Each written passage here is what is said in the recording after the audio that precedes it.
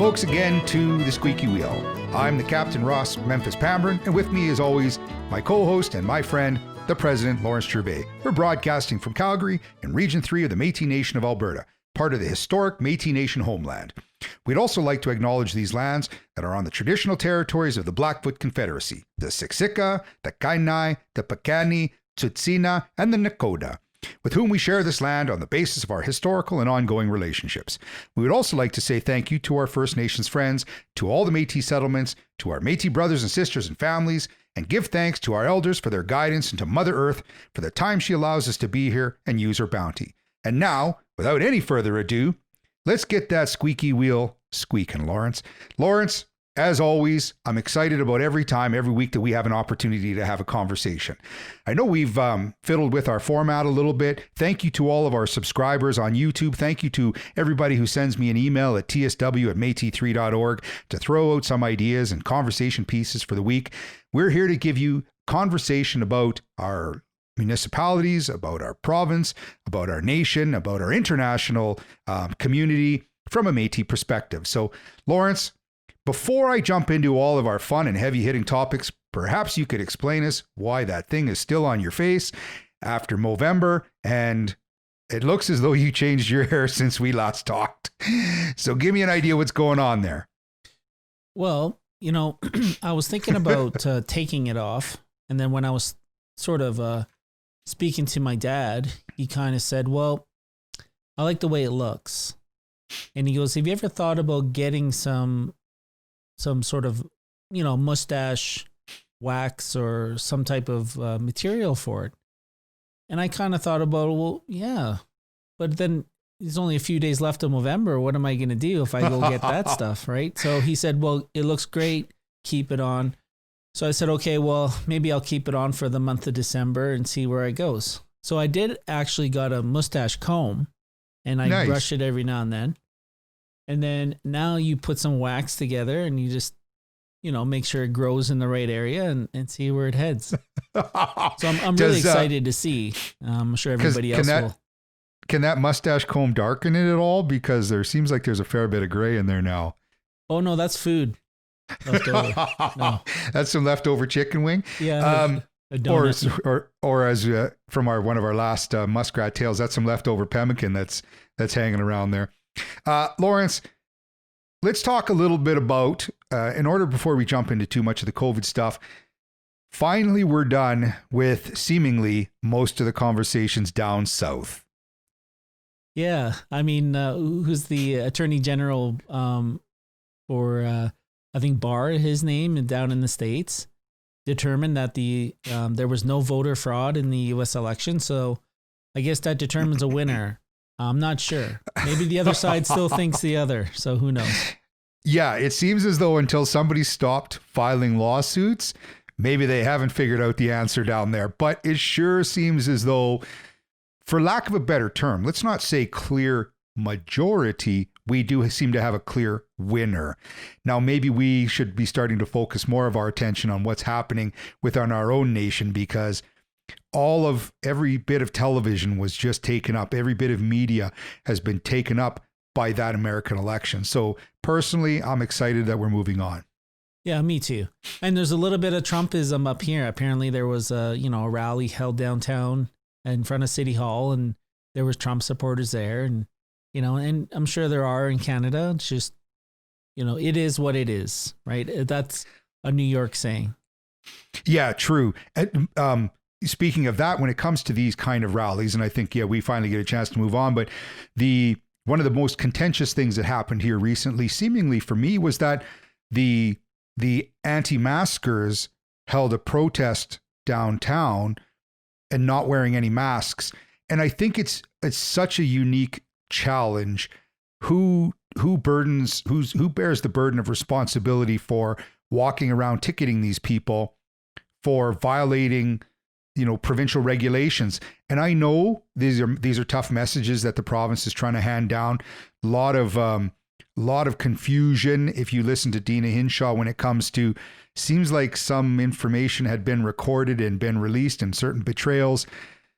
We it's a very small unrest when it's only maybe 150 to 200 people, but it represents, unfortunately, individuals who are not respecting, for lack of a better term, rule of law. Yeah. I mean, Dina, she's an advisor, number one, and she recognizes that. And just the broader community just doesn't understand what that makeup is. It's tough for these politicians to make decisions that will please everybody.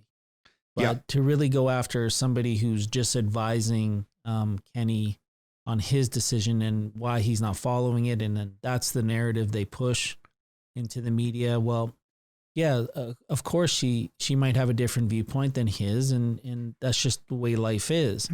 At the end of the day, he is the elected leader, and he's the one that kind of makes the final decision. And he takes that onus on himself if it's a faulty one, right? So, it's rather than direct our questions at her, really direct it at Kenny, it would probably be the best route. Yeah, and I always respect the fact that you were elected. And if we want to create questions or have dialogue, we have the right and you have the responsibility to respond, right? I always make the joking comment that you'll meet anybody for coffee, and I know you will. And I know we do have you have a responsibility to respond to those people. Not everybody's going to be happy, but I think you're right. These are challenges that our politicians face, that these are challenging questions. These are dire times where, and he said it himself, he never got elected so that he could tell people you have to stay in your homes. But at some point, we're looking for that leadership. And there was a question of where was he for a little while, but at least I think we're getting conversation, and I think we're getting some respectful information. And, big shout out to Dina, who's always given us that information. But you're right, she's in a challenging spot. And I think she's making the right decisions based on the information that she has. Let's just hope we're all listening and we can keep moving forward. Absolutely. I mean, at the end of the day, we're all Albertans, and we all have to stand together, and to push this thing through. Yeah. And so to jump into the next thing, one of the things I want to talk about was, as always, because COVID remains right at the top, is we're always asking questions, but I wanted to, just from the Métis perspective, really point out to people that if you go to métis.org, the provincial website, there's great information on family connection when it comes to something very specific regarding COVID, and more specifically, elders. So right now, folks, in the week that we're in, right at the start of December, only one person is allowed to visit at the care homes, seniors. I know there are other rules. We need to listen to what some of those other rules are. You still have to do your health screening.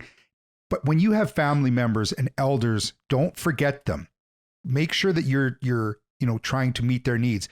But during this difficult time of the lockdown, the province wants you to, if you need to drop off supplies for those individuals, put them on their front doorstep, stand at least 6 feet away, give them a bunch of smiles and some warm pats on your chest saying, I miss you.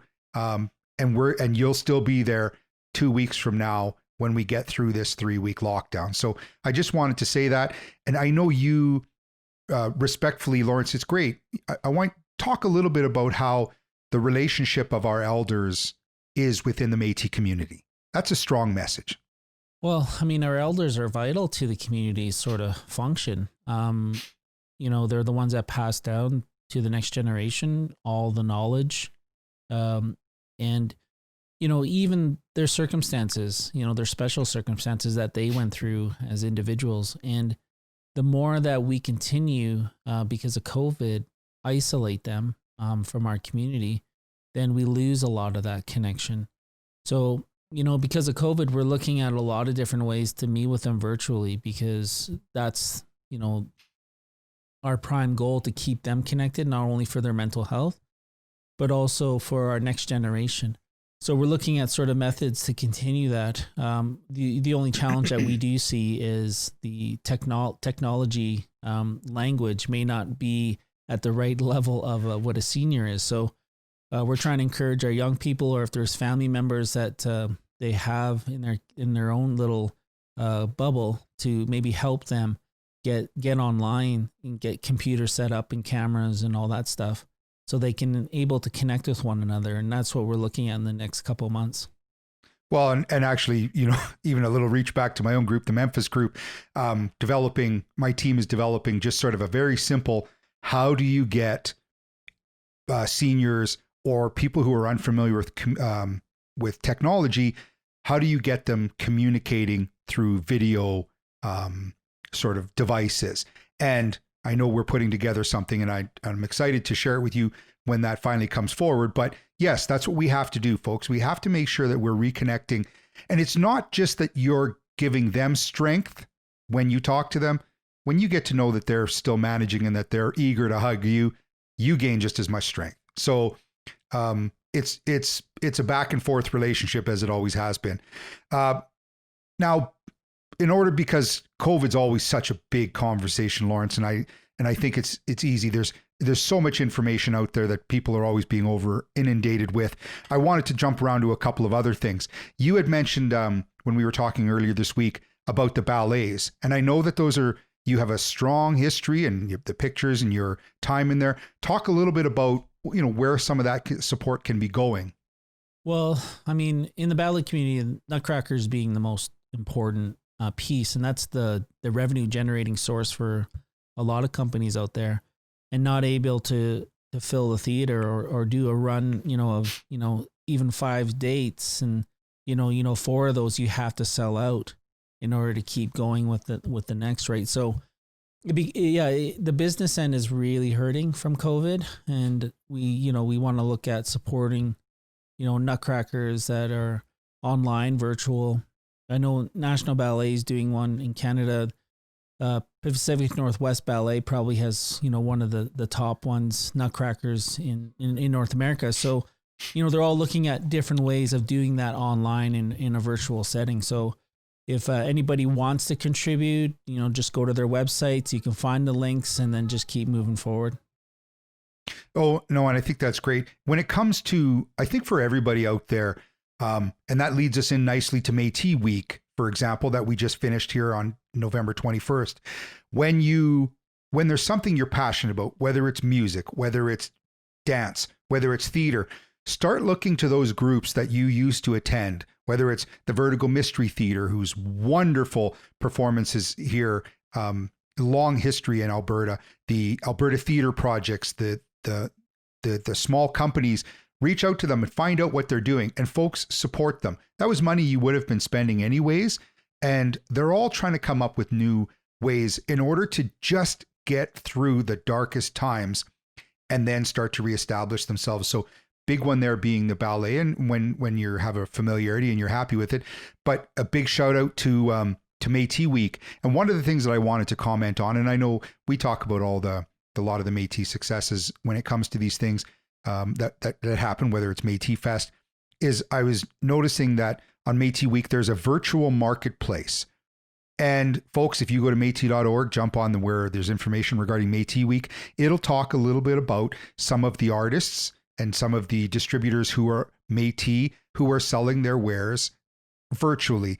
Another way we can support local. Just another important thing that we need to make sure that we identify the people in our community. Folks, we're still interested, which reminds me, again, another big shout out to Sarah Labacan for my absolutely wonderful squeaky wheel beaded barrette? No, beaded my pin. Sorry, that's a beaded cart, right? And it's a beaded cart. It's a loom. But it's a loom beading, right? She beads on a loom. Yeah. But this would be a lapel. Maybe I'd call it a lapel that I'm wearing. I was trying to come up with the term, but yeah. So reach out to those artists because they're still doing their art, and we need to make sure we say thanks to them. Lawrence, let's jump into, before we get into some of the more harder conversations, let's talk a little bit about sports. Okay. We're not going to see much happening in hockey. Basketball seems like it might be starting up here in under 2 weeks for preseason. That's, to me, is very exciting. I love watching all sports for that aspect of competition. Football's going on. What are you excited about? Well, I mean, getting over the Mike Tyson, Roy Jones Jr. fight. And, well, I don't know if it was really a fight, but just a little light tussle. And, it was nice to actually see those guys in action again. But yeah, it's not a real knockdown, brutal bloodbath, right? So, no, I mean, I'm looking forward to baseball if it happens in April or right on time. And, probably limited seating, probably to begin with. Their plan is to not bubble it. Hockey will probably go in the bubble. World Juniors will be in the bubble. That's what I anticipate because they want to start January 1st for NHL. Boxing Day is always juniors, right? So, and some members of the Team Canada had to isolate themselves because there was a couple cases in their camp, right? So they'll be ready, I'm sure, by Boxing Day.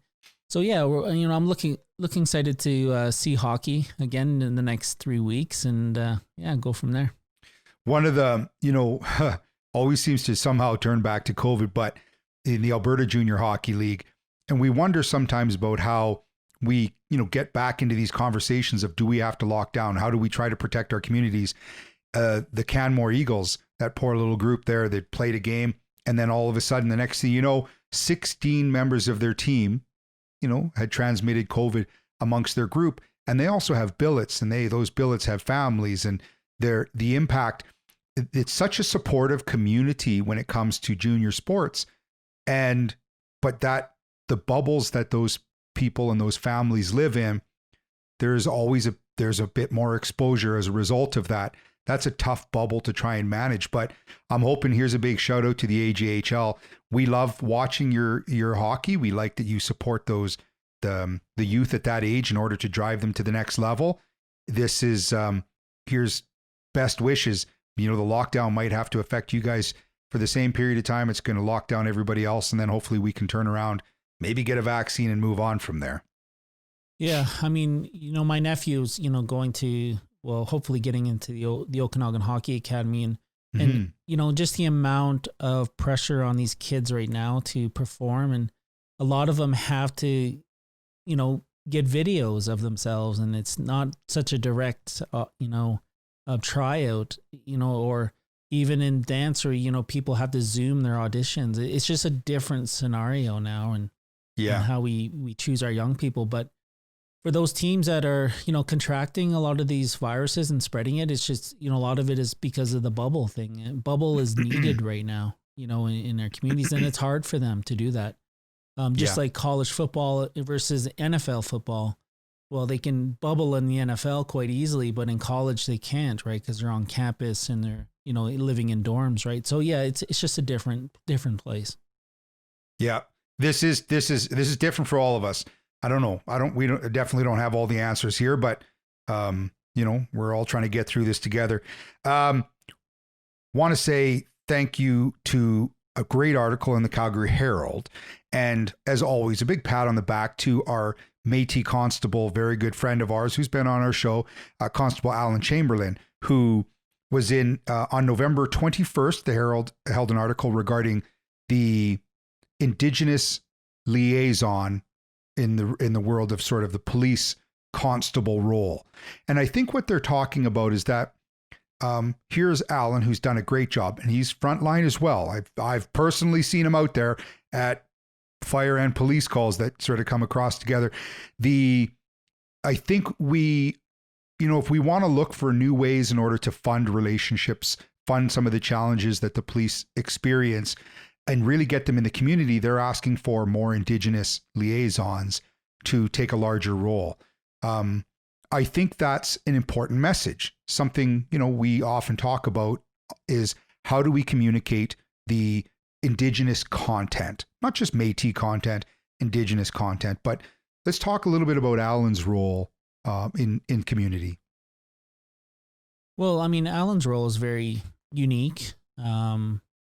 It's very much needed, to be quite honest. In fact, I think, for a lot of officers or a lot of people who work in those areas and knowledge about Indigenous people, kind of counterweighs how many are incarcerated every year or how many are sort of living in that poverty area that really need to get to that level of, I think understanding on behalf of and reconciliation on behalf of the police. So, he's only one person and he does get quite busy. And, I see that quite a bit from Alan. So, all the power to him. I hope they get more spots. I know Cindy Provost is there also. And yeah, he's just a very busy guy too. And that's part of it because he deals with all the nations and plus has to do his normal, I guess, assignments too for the Calgary Police. So, and especially during COVID, he is quite busy. And that's one of the messages that I really like, especially that I always stand behind. Conversation in even our relationship here on the Squeaky Wheel may be from a Métis perspective, but there has to be value for all Indigenous people, all Indigenous community, whether it's First Nations, whether it's Inuit, and then that same aspect of conversation should translate to other minority groups, understanding how to develop relationships within your community or within your municipality, province, or nation. And hopefully we're supporting all Albertans, all Canadians as we move forward. So I know from our little podcast sites here in Calgary, we share a very big message, and we're one of the few ones that is such a positive Métis forward conversation.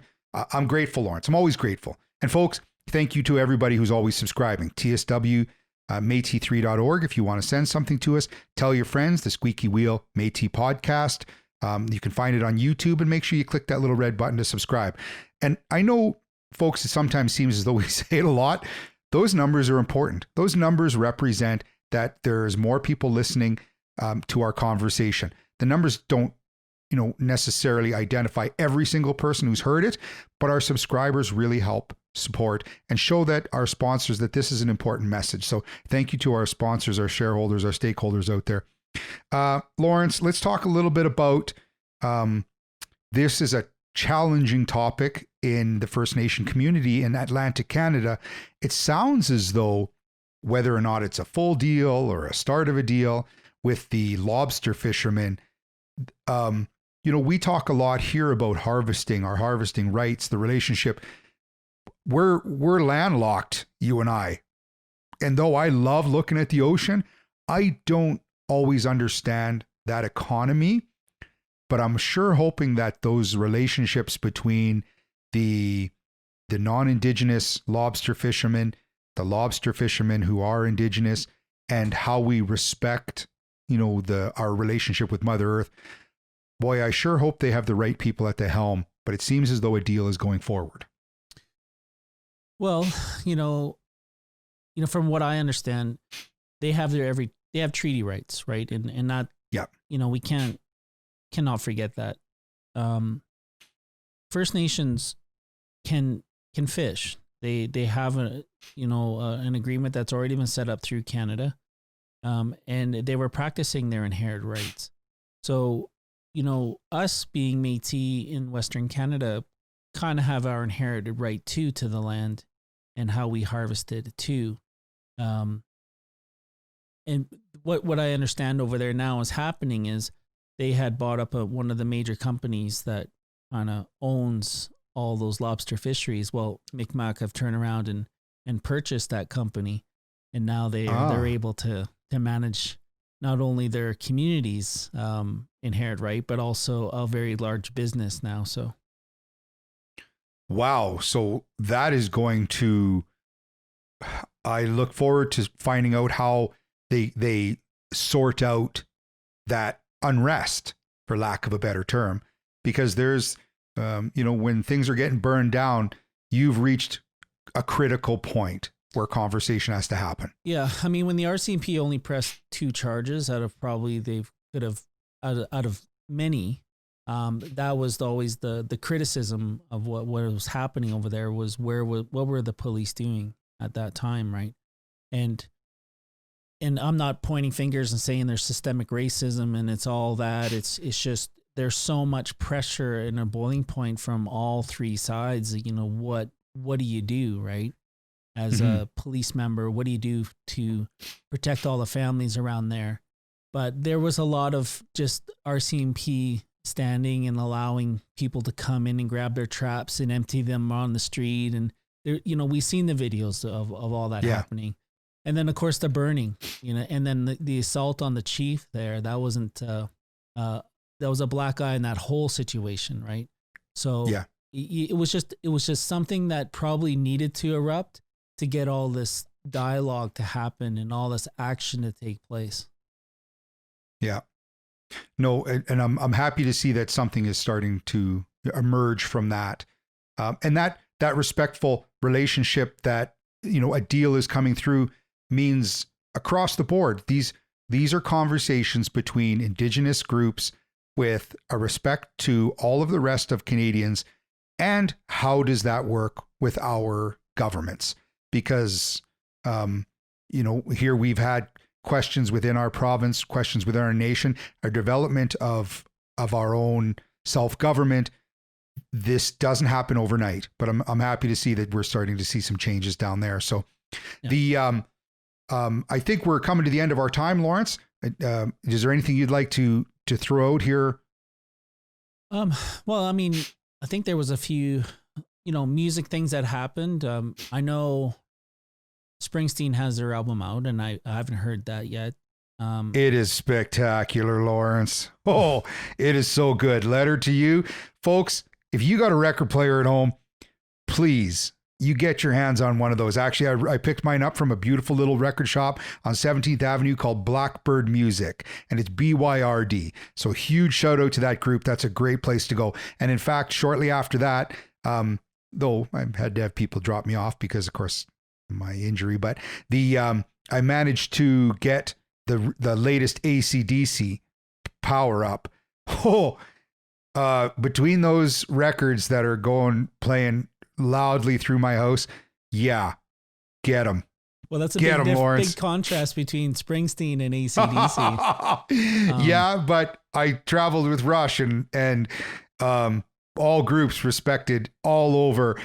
They're all different, but yet they are all so good. Well, so I can't say enough. With I think it's Angus Young's nephew Stevie that's playing guitar for them now, and I think he's a little bit taller than Malcolm, but he's playing Malcolm's guitar even, so it even throws you off a little bit when you see them. But his nephew is only a couple years younger than Angus Young, so. He's, when they say nephew, this is not somebody young. He has got a lot of years, and he looks like he's been worn out as well. And whether or not it was on different rock tours, but it's definitely impressive. No, the music plays a big part in the Métis community. Music plays a strong relationship, Lawrence, between you and I. Great pictures of you and I playing music together. Loved being on the local stage. Loved being at all of our little events where my guitars are picked up. I'm always lucky. I'm looking forward to getting a chance to play with my own band again, Memphis in the Grand. I'm pretty excited about it. But Lawrence, I think that takes us to the end of our time. I don't want to run our listeners too late. Thank you to our video subscribers. Thank you to our audio subscribers. Thank you as always, Lawrence, the President Lawrence, for your time. I think we do a great job of sharing this conversation. Folks, continue to send information our way. We're always happy to share it. Lawrence, close us out. Well, I want to thank everybody. Make sure you hit subscribe. That we wouldn't be here if you guys didn't do that. And share with all your friends. This is exciting stuff. Talking about Métis podcast, there aren't a lot of us out there. I congratulate Métis in Space and those ones that we've been listening to for a while. But there's just not a lot that really focuses on who we are. And it's nice for us to actually be here to say, hey, Métis, we're not going anywhere, and there's quite a few of us, right? So hopefully we started something great, and I look forward to all the discussion we have. I mean, me and Ross started this, 22 episodes ago, and it was just us, and Ross did all the editing. Now we have, we have Jason Chernow, who's doing all our editing. Now we have Matt Hilterman that does a lot of our history check off, and I know that eventually we're going to be expanding into more people as we go along here. So, well, I'm hoping that at some point I'm being held up by magnets. So if we can write that into the budget someday, hopefully we'll get there. So thank you again, folks, for listening to us here on the Squeaky Wheel. And we look forward to bringing you this conversation next week.